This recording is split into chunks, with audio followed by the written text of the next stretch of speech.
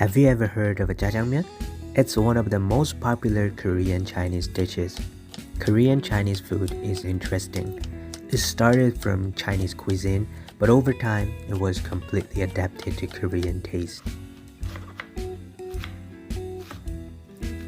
Jjajang sauce is made by stir-frying black bean paste, pork, and vegetables, and we usually eat it with noodles or rice. What's funny is, if you go to China, you won't really find this exact dish. Jjajangmyeon is basically a Korean invention now.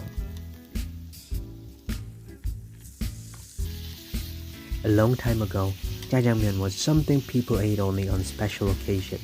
It wasn't everyday food. Today, it's completely different. Jjajangmyeon is one of the most common delivery foods in Korea, especially on moving day. Since cooking is difficult, people often order jjajangmyeon instead.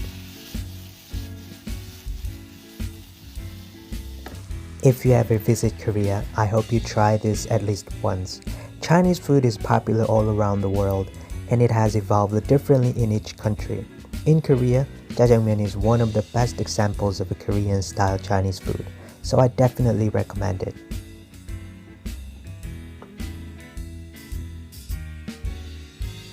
Traditionally, you would stir-fry gochujang in oil before cooking. That step deepens the flavor and removes bitterness. But these days, things are much easier. There are many ready-made jjajang products. Some come in powder form, and others, like the one I'm using today, come as solid blocks. So you can skip the extra step and just use whatever works best for you.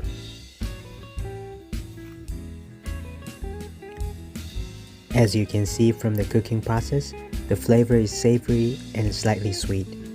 This sweet and salty balance is very common in Korean food.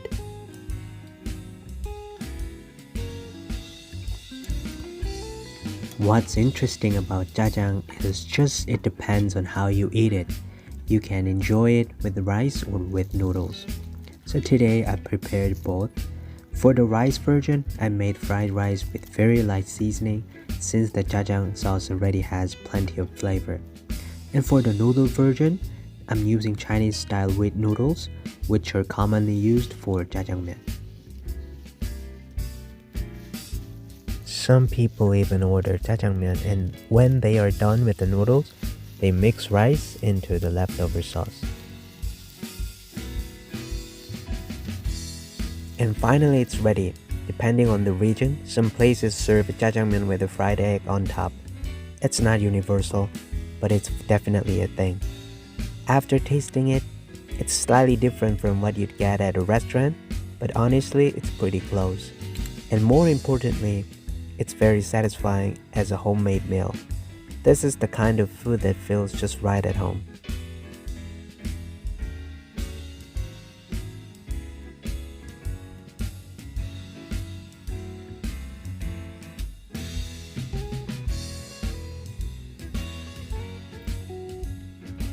Did you enjoy today's video? If there is a Korean dish you'd like to see next, let me know in the comments. Please subscribe. I'll see you next time. Bye.